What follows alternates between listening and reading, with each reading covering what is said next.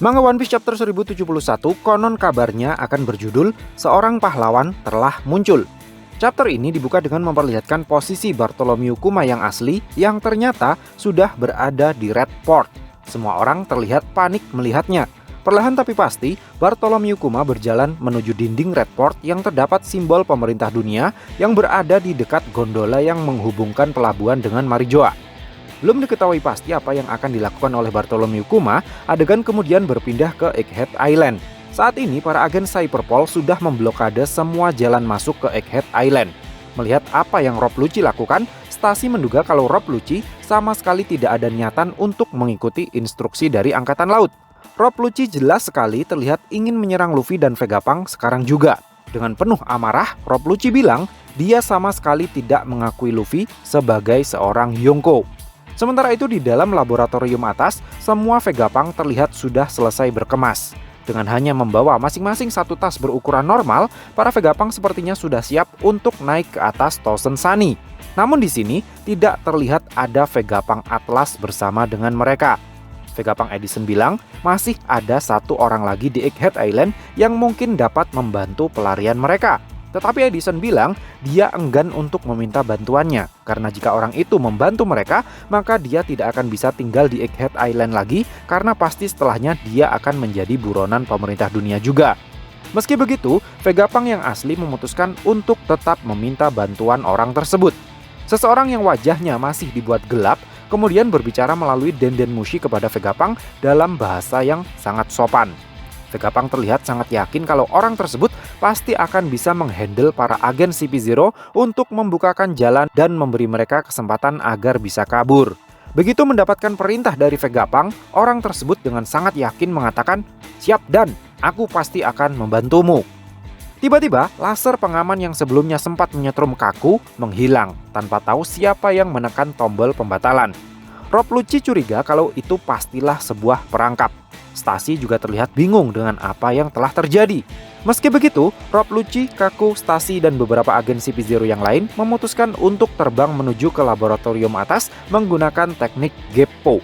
Sementara para Seraphim ditinggal untuk berjaga di laboratorium bawah bersama dengan para agen Cyberpol sisanya.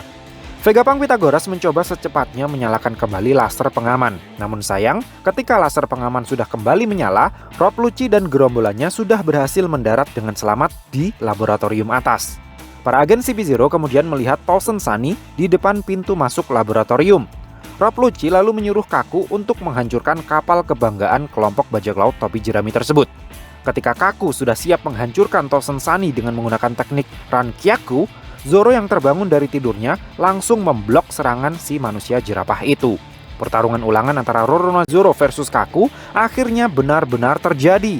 Namun berbeda dengan pertarungan pertama mereka saat di Enies Lobby dulu, dalam pertarungan kali ini Kaku terlihat panik menghadapi kekuatan sang Raja Neraka.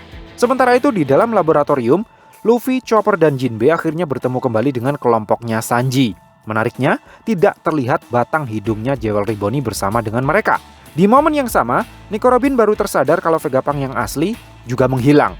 Ternyata, si kakek tua jenius tersebut sudah berhasil diciduk oleh Jewelry Bonney dan dibawa ke dalam sebuah ruangan di dalam laboratorium.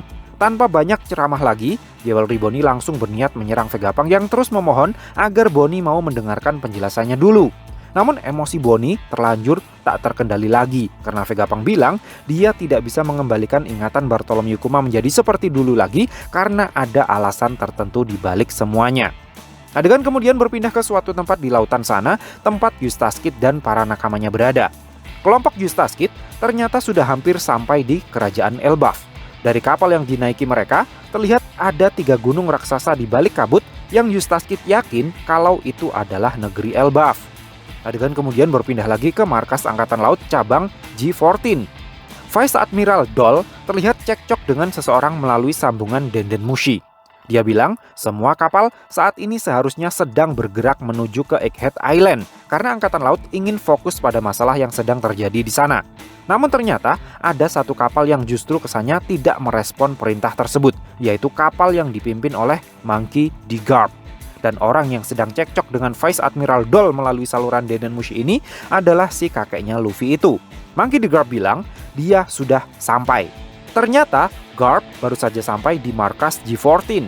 Helmeppo dan Hibari menyambut kedatangan legenda hidup angkatan laut itu dengan tangisan yang menggebu-gebu.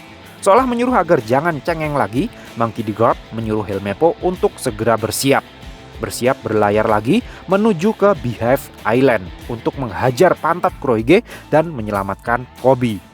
Chapter kemudian ditutup dengan pengumuman bahwa setelah chapter 1071 rilis, manga One Piece akan libur lagi. So, piye menurutmu cah?